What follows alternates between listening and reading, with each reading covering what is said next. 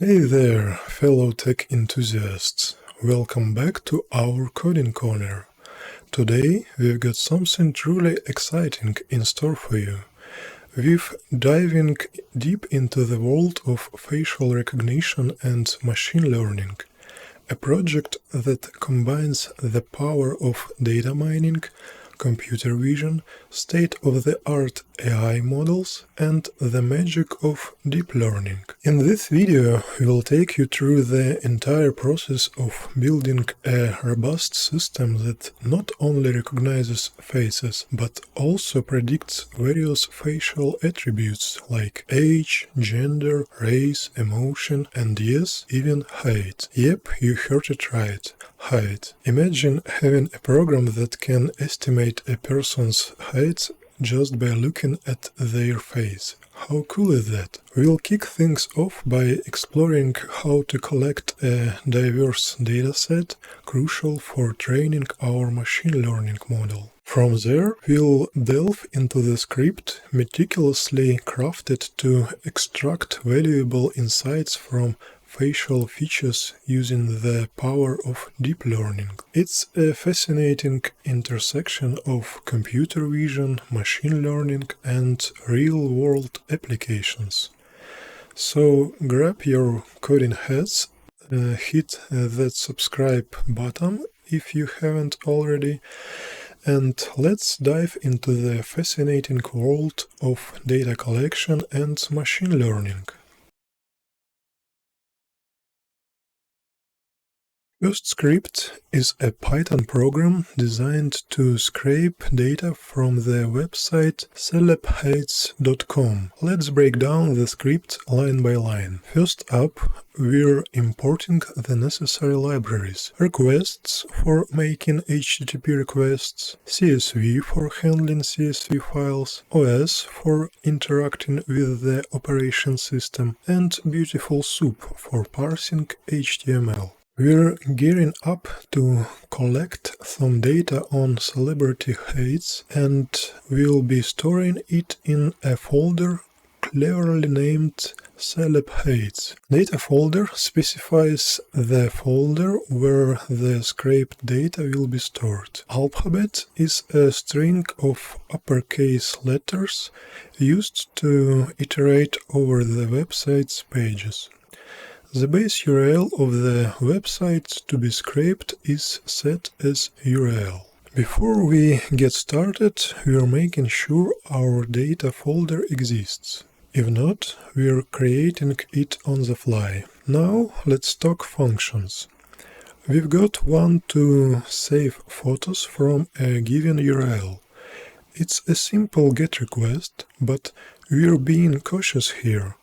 If something goes wrong, we're printing the exception, but more importantly, we're returning a boolean to indicate success or failure. This function takes a photo URL and thumbnail name as inputs. It sends a GET request to the photo URL, and if the response status code is 200, it saves the photo in the data folder with the given thumbnail name. If the status code is not 200, or if an exception occurs during the request, it prints the error and returns false. Next, we're setting up a CSV file to hold our data. This is where all the juicy details about celebrities, names, photo URLs, thumbnail names, heights, and links will be stored. We're professionals here. We need our data structured. Time to get down to business. We're iterating over the alphabet because the website is organized that way. Each letter corresponds to a page, so A to Z, we're ready to scrape. For each letter, we're constructing the URL, sending a GET request, and parsing the HTML content using the Beautiful Soup library. We're specifically looking for those blocks with the class SAZ2. That's where the gold mine is. Now, within each block, we're extracting the name and link. We're even crafting a thumbnail name from the link and cleaning it up.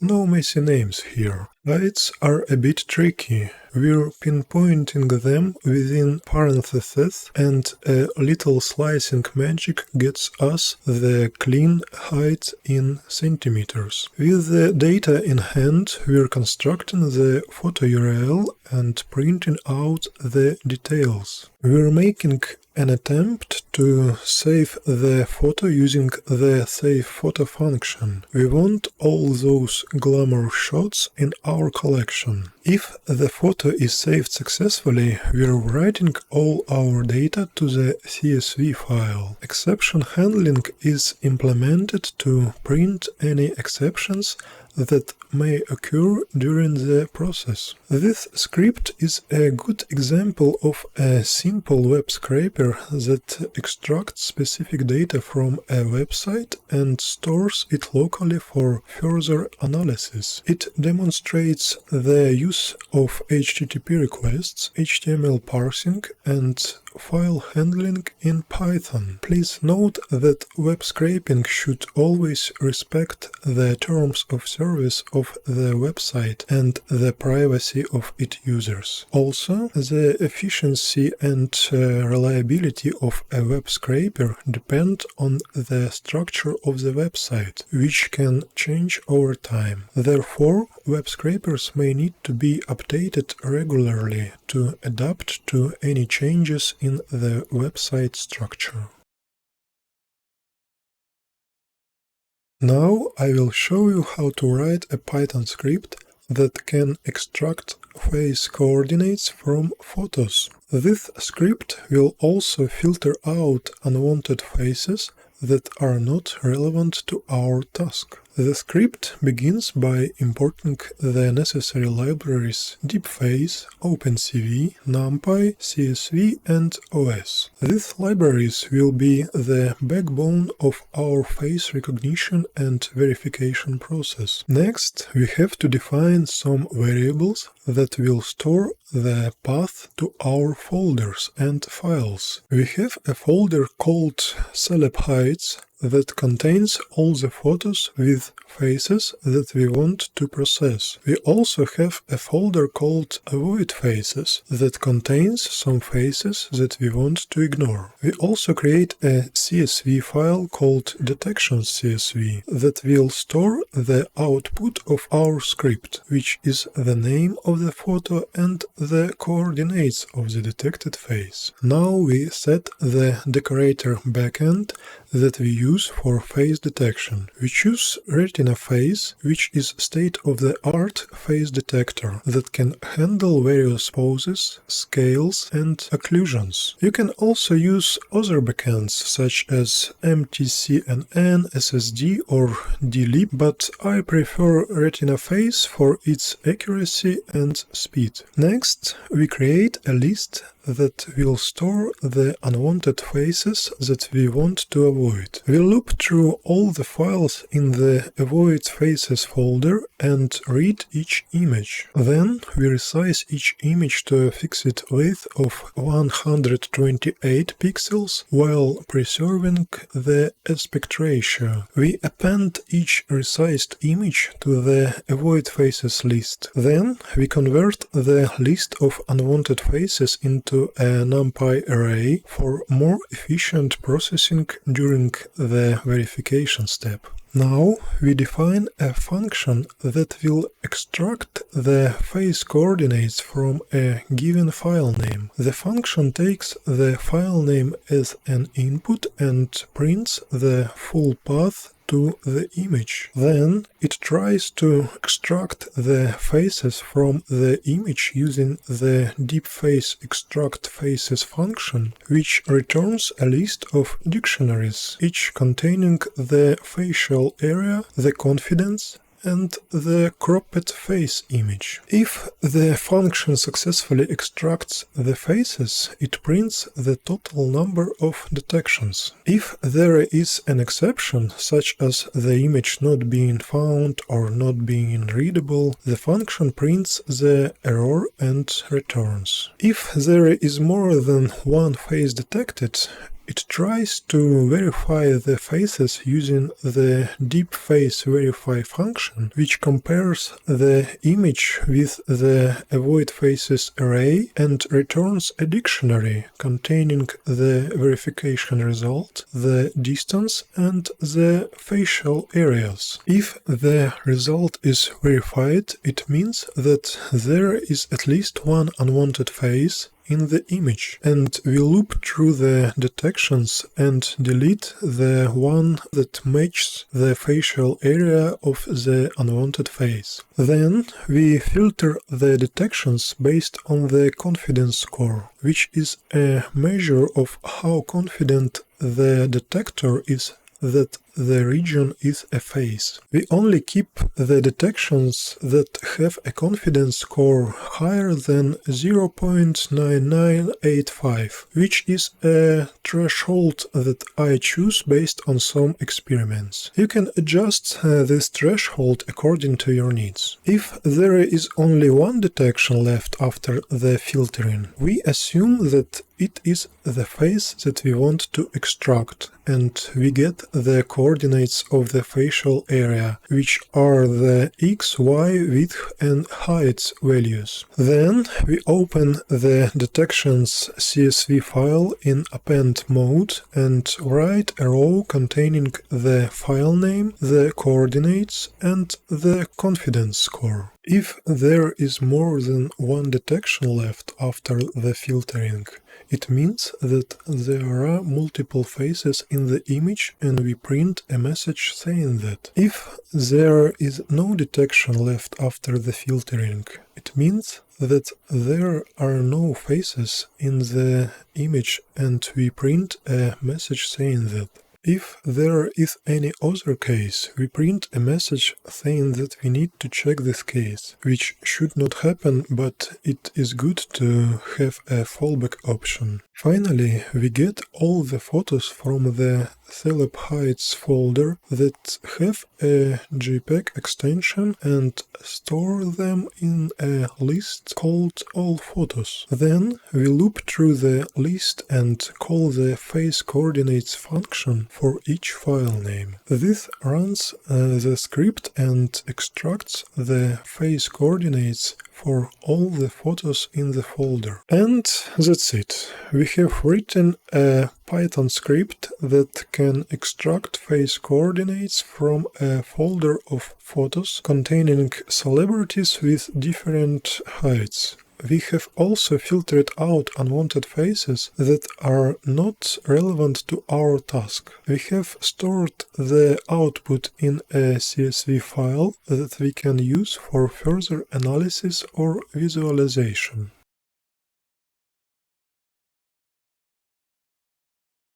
Now I will show you how to crop and resize images using the pil, NumPy and pandas libraries. First things first, we're importing some essential libraries. We will use a pil to work with images, NumPy to convert images to arrays and vice versa, pandas to read and manipulate data, and OS to create directories and access files. Next, we need to define the path of the data folder and the resized images folder. The data folder contains the original images of celebrities and metadata file. The resized images folder is where we will save the cropped and resized images of the celebrities' faces. We also need to check if the resized images folder exists, and if not, created. Now we jump into the data. We need to read the metadata file with names and heights in centimeters, and the detections file that has 5 columns: the image file name, the x-coordinate, the y-coordinate, the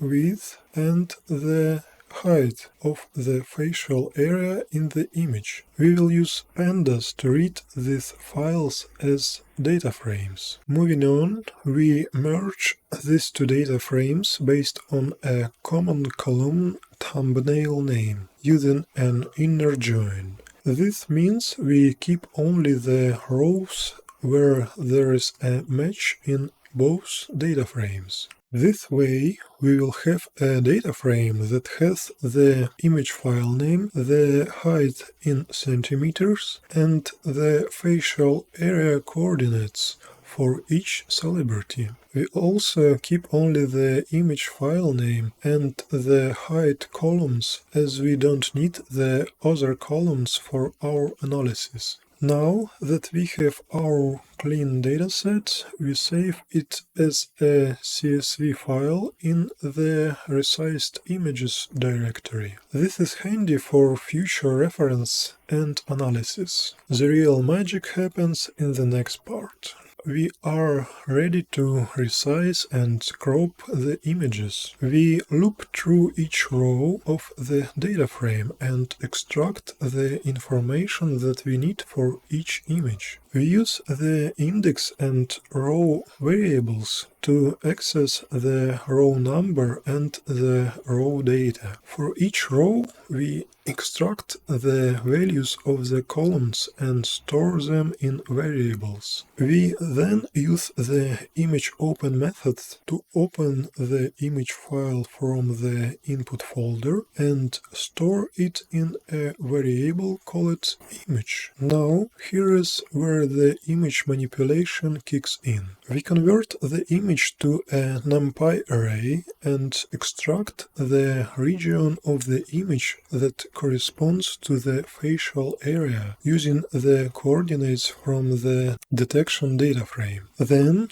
we convert the region array back to an image using the image from array function. This will allow us to use the peel methods to resize and save the image. Next, we calculate the new size of the image, maintaining the aspect ratio. This means that the ratio of the width and height of the image will remain the same, but the image will be scaled up to fit within a 128 by 128 pixel box. We use the min function to find the minimum ratio between 128 and the old width or height and multiply the old size by that ratio to get the new size. We also use the int function to round the new size to the nearest integer. We then create a new image with a black background, paste our resized image in the center and save it. And that's it. We have completed the script to resize and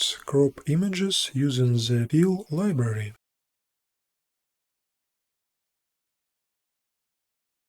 Now I'm going to show you how to build a machine learning model that can predict a person's height from their face image. This is a fun and interesting project that can demonstrate the power of deep learning and computer vision. First, we need to import some libraries that we will use throughout the project. Pandas for data handling, NumPy for numerical operations, OpenCV for image processing, and TensorFlow for building and training our neural network. We're also bringing in some tools from scikit-learn to evaluate our model later on. Our dataset, a collection of BMP images with extracted faces on a black background, resides in the resized images folder. We've got a CSV file, final CSV, that contains height information and corresponding file names. We load this data using pandas and set the image dimensions to 128 by 128 pixels. Now let's get our hands dirty with the images. We define a function to load and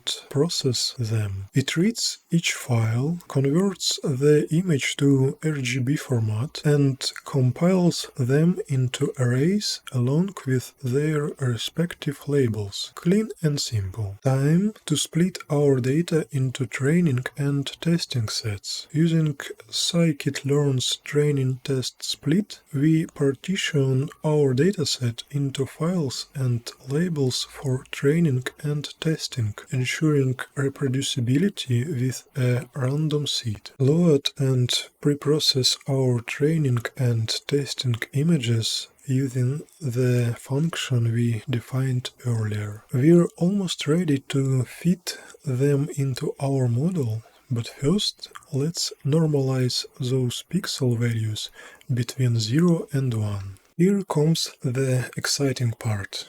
Building our neural network. We're using a sequential model from TensorFlow, which is a linear stack of layers. We add an input layer matching our image dimensions. Then we add two convolutional layers with 32 and 64 filters, respectively, and a kernel size of 3 by 3. These layers will apply filters to the images and extract features. We also add a ReLU activation function to introduce non-linearity. After each convolutional layer, we add a max pooling layer with a pool size of 2 by 2. These layers will reduce the size of the feature maps and make the model more efficient. Then we add a flatten layer that will convert the feature maps into a one-dimensional vector. Next, we add a dense layer with 64 units and ReLU activation function. This layer will act as a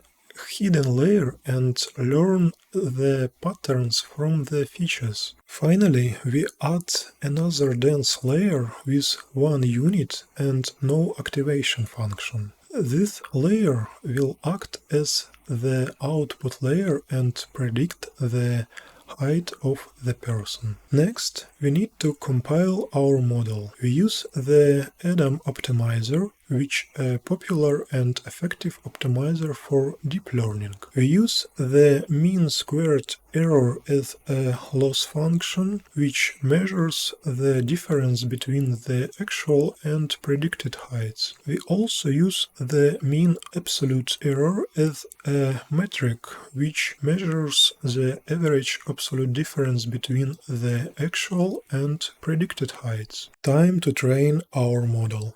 We use the fit method of the model and pass the training images and labels as inputs. We also set the number of epoch to 10, which means the model will go through the entire training data 10 times. We also set the batch size to 32, which means the model will update the weights after processing 32 images at a time. We also pass the testing images and labels as the validation data, which will help us monitor the performance of the model on unseen data. With our model trained, it's time to evaluate its performance. We predict heights for the test set and calculate mean squared error and mean absolute error using scikit-learn metrics. Spoiler alert! Mean squared error for this model will be approximately 100. This means that the model's prediction functions are on average 10 centimeters off from the actual values, since the square root of 100 is 10. Now let's unveil our model's success rate. It's the inverse of the mean absolute error, representing our model's accuracy in predicting height based on facial images. Finally, we save our trained model for future use, ensuring we don't lose all that hard work. We will save our model as an HDF5 file, which is a format that can store the model architecture, weights, and configuration. And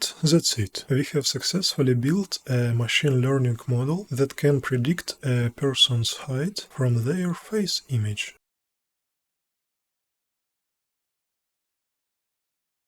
Now I'm going to show you how to write a script that combines the power of facial recognition and machine learning to analyze images and predict facial attributes. This script can detect faces and estimate the age, gender, race, emotion, and even height of a person using deep learning models. First, we need to import some necessary libraries. We've got the usual suspects like OS for handling directories, CV2 for computer vision magic, NumPy and Peel for array manipulation and image conversion. But the real star of the show is the DeepFace library, a deep learning framework specifically designed for facial analysis. We also bringing in some Keras goodness for loading a custom model that can predict the height of a person from their face. Now onto the first function, output data. The output argument is the path to the output folder where we want to save the results. The file arguments is the name of the input image file. The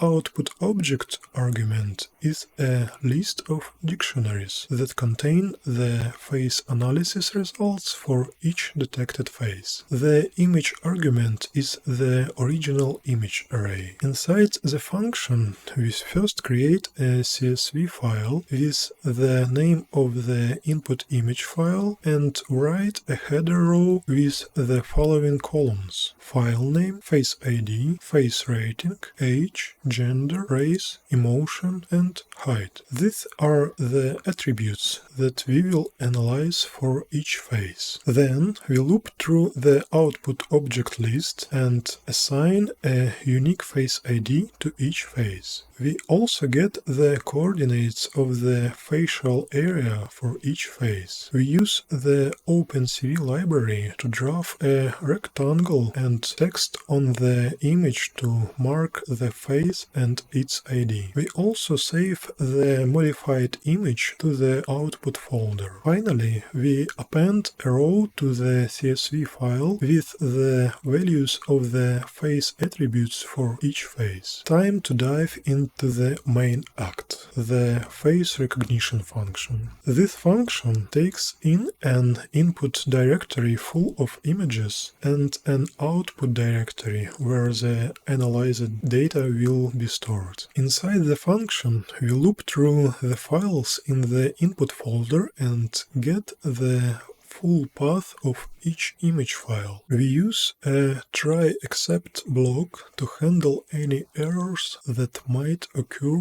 while reading the image or extracting the faces. We use the CV2 library to read the image as an array, the DeepFace library to extract the faces from the image using the retina face detector backend. This will return a list of dictionaries that contain the facial area and the confidence score for each detected face. We've got a neat exception handling block to catch any errors that might occur during the image processing. If everything goes smoothly, we move on to analyzing each detected face. We look through the detections list and get the coordinates of the facial area for each face. We use the image array to crop the detected face and save it as a new array. Then we use the DeepFace library again to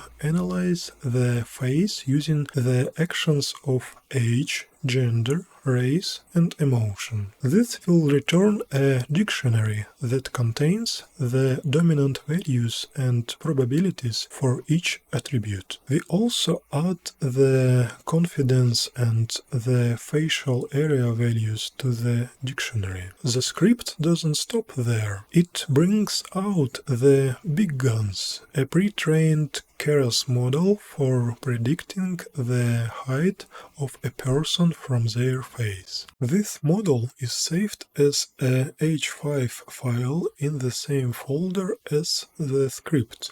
We use the Keras core library to load the model. Then we convert the detected face array back to an image object using the peel library. The face region is converted into the appropriate color format from BGR to RGB. We resize the image to 128 by 128 pixels while maintaining the aspect ratio. Create a new image with a black background and paste the resized image on it. Convert the image back to an array and normalize the pixel values. Then we also add a batch dimension to the array and use the loaded model to make a prediction on the array and get the height value. The predicted height is then